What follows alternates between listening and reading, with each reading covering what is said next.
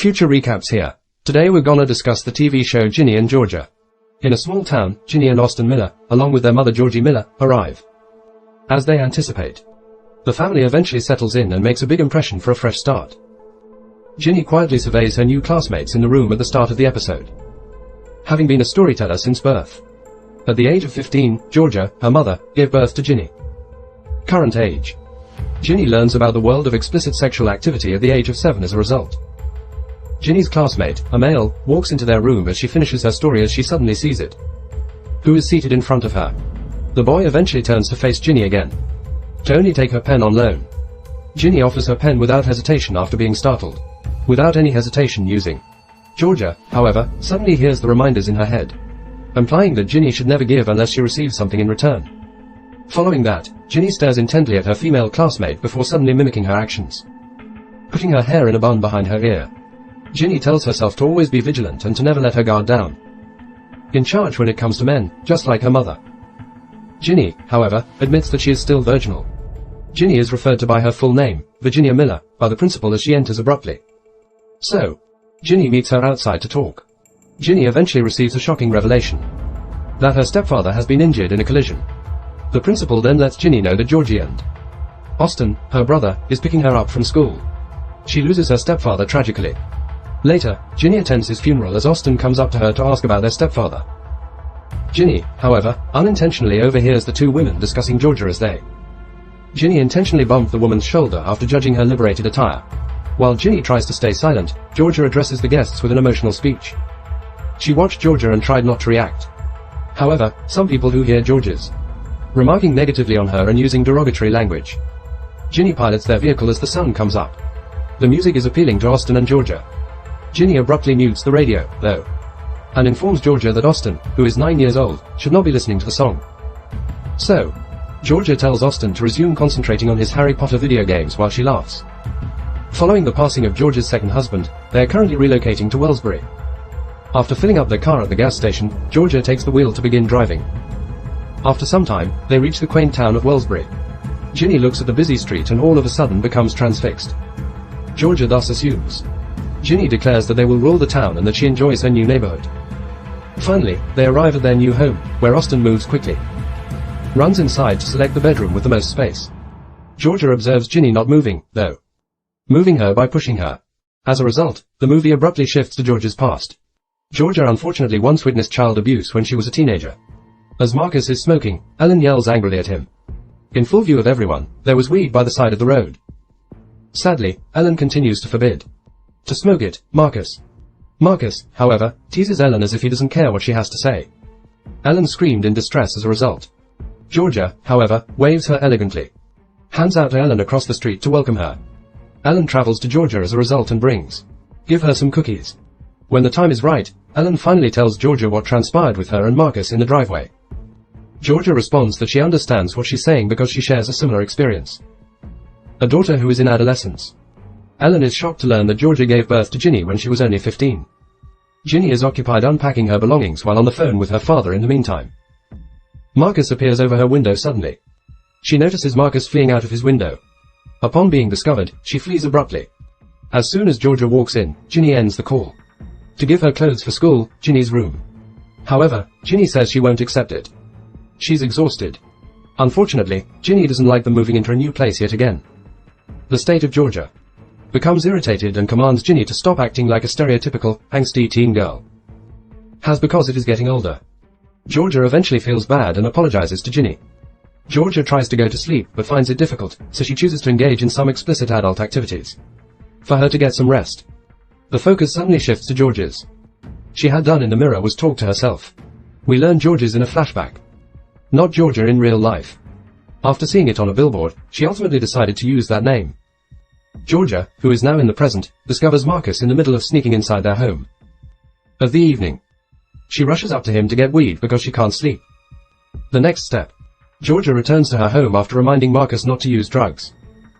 Georgia is dropping Austin off at his new school the following morning when she unexpectedly notices a group. Young children making fun of Austin. Georgia then immediately tells Austin to enter. Unexpectedly, Cynthia, Bev, and Banu are introduced as a group of mothers who are approaching Georgia. Thankfully, Georgia receives a board meeting invitation for tomorrow. The state of Georgia. Mayor Paul will be there, so accepts with joy. Ginny is resolving her conflict with her professor in the meantime. She was reminded that the app English class moves at a fast pace. Ginny should therefore consider it seriously. If she feels uneasy in his class, she can drop down to regular English. Ginny examines the 16 books are required as part of the syllabus. Ginny challenges the teacher, saying there is. Black History Month coincides with the publication of a single black author. The remaining writers are only white men. Ginny explains that she is concerned that she may internalize an ideology that only white males' perspectives are presented as the primary ones in the texts and in class. Since Ginny has read the book before, she also demonstrates that she is qualified to take the Crucible exam. Ginny's teacher eventually loses patience with her as a result, telling Ginny that he doesn't tolerate, at the expense of her peers' class time, political outbursts and grandstanding. Ginny's, though, Maxine, a classmate, raises her hand to express her viewpoint regarding her subliminal digestion. The superiority of the white male viewpoint. Fortunately, Ginny ends up making a new friend, displaying exceptional performance when expressing her opinions. As Ginny puts her books back in her locker after class, Marcus appears out of nowhere. After that, Marcus claims to have met Georgia the previous evening and asked him for some weed, but Georgia refused. Ginny by claiming that her mother has a history of being resentful. Maxine abruptly joins their conversation and tells Marcus to leave. Later, when Maxine approaches Ginny, she tells her this. Marcus is her identical twin. Maxine technically despises Marcus, just like the majority of siblings do. Maxine then introduces Ginny to Nora, one of her friends, while she is being taken to the cafeteria. Hunter, Brody, Abby, and Jordan. Then Maxine informs them that Ginny is her new neighbor, Texas. Later, Ginny comes to join Maxine's group as Maxine cautions them to treat each other nicely. Ginny is taken aback by Maxine's overly enthusiastic introduction of her to the group.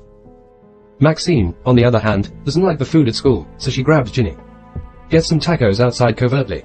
In the meantime, Georgia runs into Paul in a dining establishment, causing Paul's meal to spill out onto the floor. The next step. Paul is forced to have lunch with Georgia after Georgia tries to buy him food.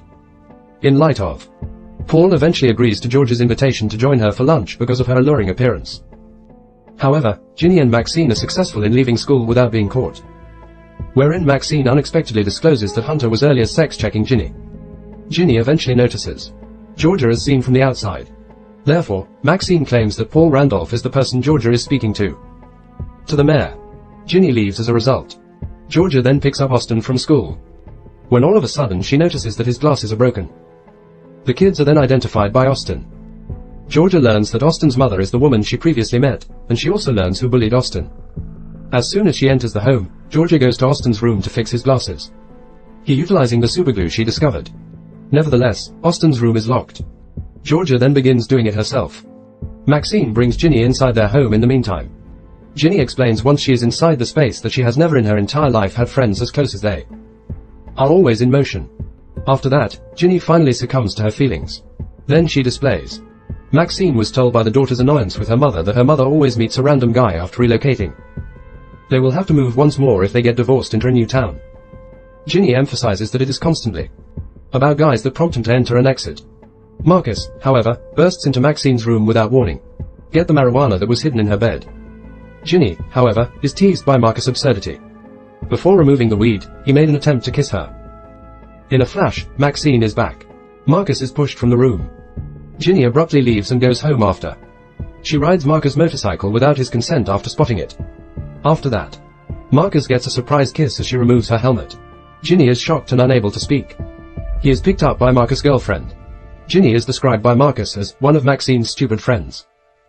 Later, Georgia snaps at Ginny as she heads upstairs, claiming she saw Ginny riding Marcus' bike before. Georgia then yells at Ginny, letting her know that she doesn't want Marcus for her. Georgia, fortunately, stops Ginny from locking the door as she storms into her room. Georgia says Ginny might have given Marcus her virginity.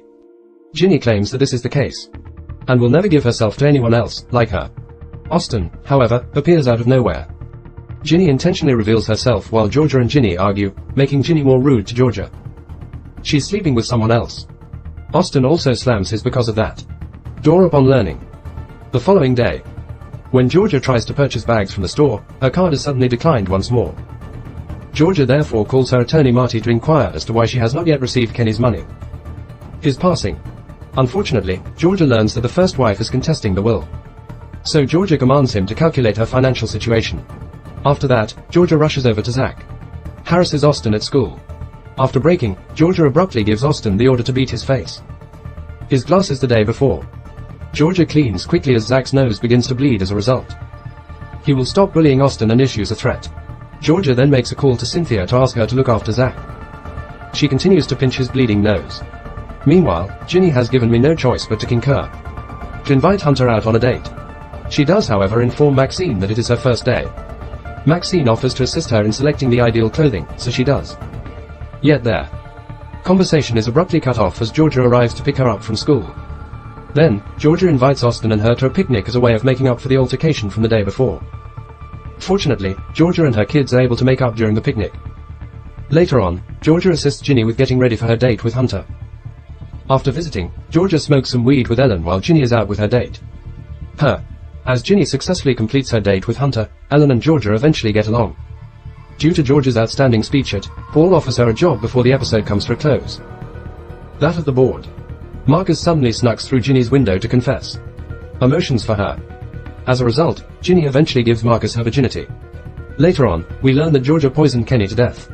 And she only intervened because she saw Kenny attempting to touch Ginny in an inappropriate manner. The television show Ginny and Georgia has only had one episode up to this point.